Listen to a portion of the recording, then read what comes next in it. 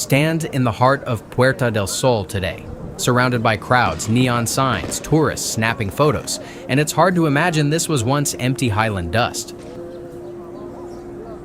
Madrid has no ancient Roman ruins like Lisbon, no glittering Moorish palaces like Granada, no medieval cathedrals dominating the skyline like Toledo.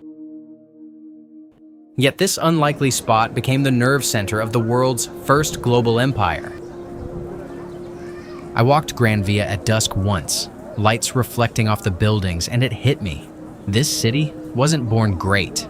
It was made great by sheer royal will, wars, and wild reinvention. From a forgotten Moorish outpost to Europe's vibrant, chaotic capital. What if Madrid's greatest strength is that it was never supposed to succeed? In this video, we pull back for the full panorama. Nearly 1,200 years of Madrid's improbable, defiant history. From desert fortress to imperial throne room, through sieges, revolutions, dictatorship, and explosive freedom. We'll witness the golden age when Cervantes and Velázquez turned this plateau into Europe's cultural heart, and the darkest day in 2004 when terror struck the trains and the city refused to break. This is the story of a city that rose not despite its disadvantages, but because of them. Long before Madrid had a name, central Iberia was harsh frontier land, the Meseta. Scorching summers, freezing winters, thin soil, no natural harbors, no rich mines, no fertile valleys drawing empires. Prehistoric traces exist.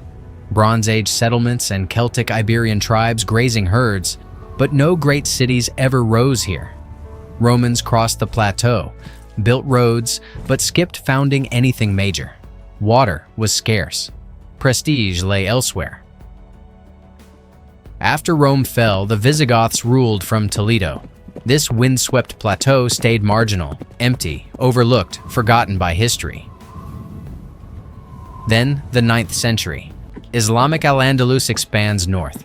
To guard against Christian kingdoms, Emir Muhammad I orders a small fortress built around 865 to 886 on a rocky bluff above the Manzanares. A modest alcazaba rises, walls of rammed earth and stone, qanats channeling underground water. A few hundred soldiers, farmers and craftsmen settle in a tiny medina. Tight alleys, a mosque, small gardens. The name, Mayrit. Place rich in water sources. Not glory, not trade. Pure strategy. Madrid begins as a border watch post in the middle of nowhere. 1085. Alfonso VI of Castile captures Toledo, the Reconquista's turning point. Soon after, Mayrit falls too. The Alcazaba becomes a Christian castle. The mosque turns into a church. For centuries, Muslim, Jewish, and Christian communities coexist. Madrid stays multicultural longer than most cities in Spain, right up until the expulsion of the Jews in 1492. By 1202, Madrid gains its first municipal charter. Walls expand, markets form, a town hall appears. Yet it remains modest, perhaps 10,000 people by the late Middle Ages. Toledo shines as the religious and political hub. Sevilla thrives on Atlantic trade. Madrid, a stopover for kings hunting in nearby forests, a minor administrative outpost. No cathedrals, no universities, no ports. It lingers in the shadows until one decision changes everything. 1561, Philip II moves his court to Madrid. A town of roughly 20,000 explodes almost overnight. Nobles, bureaucrats, and merchants flood in. By 1600, the population surges past 100,000. This is the Siglo de Oro, the Golden Age. Madrid is no longer just the political capital. It becomes Europe's creative engine. Cervantes writes Don Quixote here. Lope de Vega and Calderón stage revolutionary theater in the Plaza Mayor, the grandest square in Europe. Built 1617 to 1619 as the stage for bullfights, plays, Inquisition autos da fe, and royal celebrations. Velázquez paints at court. the Buen Retiro Palace rises as a second royal wonderland of gardens and art. Madrid pulses with life, ideas, and imperial ambition, yet the same empire brings crises, devastating plagues, economic collapse, and the slow decline of Spanish power. Still, the city had already proven its point. It didn't need ancient glory to shine. 1700s. The Bourbons take over after the War of the Spanish Succession. In 1734, the old royal alcazar burns to the ground on Christmas Eve. Out of the ashes rises the magnificent royal palace we know today, the largest in Europe. Charles III, 1759 to 1788, modernizes the city, street lighting, sewers, trees, the botanical garden, and the Prado axis. Madrid finally looks like a true European capital. But conflict returns. 1808. Napoleon's forces occupy the city. On May 2nd, the people of Madrid rise up in Puerta del Sol. Today's tourist heart was once a battlefield of blood and barricades. Goya immortalizes the executions. Madrid earns the title Heroic City after years of siege, famine, and ruin. 19th century. Railways arrive. Gran Via rises as Spanish Broadway. Population surges toward 500,000 by 1900. Industrialization lags behind Barcelona, but politics and culture remain centered here. 1936 to 1939. Spanish Civil War. Madrid, the Republican stronghold, endures a brutal 28-month siege. Bombings, starvation, the cry, "No pasaran," echoing through the streets.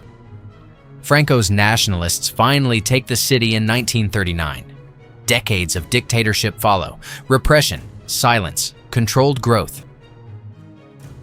1931 had already seen the Second Republic proclaimed from the Royal Palace balcony, democracy's brief, hopeful flame. 1975. Franco dies.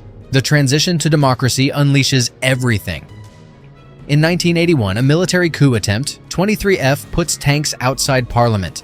King Juan Carlos appears on television and crushes it, saving Spanish democracy in a single dramatic night.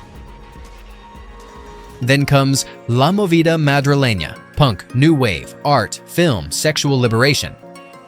Malasaña and Chueca, Explode, Alaska, Pedro Almodovar, Wild Nights, DIY fashion, pure defiance.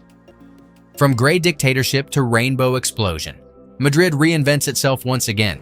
Democratic, open, hedonistic. Today, Madrid is Spain's political heart, cultural powerhouse, Prado, Reina Sofia, and economic engine, metro area over 6.8 million. Migration fuels incredible diversity. But the city still carries its contradictions, elegant yet gritty, royal yet rebellious. Housing shortages, over-tourism, and sustainability debates rage on. On March 11, 2004, Islamist terror attacks on commuter trains killed 193 people. The deadliest attack in Europe since World War II, Madrid mourned, then stood taller, refusing to let terror define it. From a tiny 9th century border fortress on an empty plateau to this thriving, chaotic metropolis, the city that should never have been capital has become one of Europe's most alive. Madrid, 1,200 years of a city that should never have been capital, yet refused to stay small. Born from royal decree, forged in fire, reborn in freedom, elegant, chaotic, impossible, and absolutely unforgettable.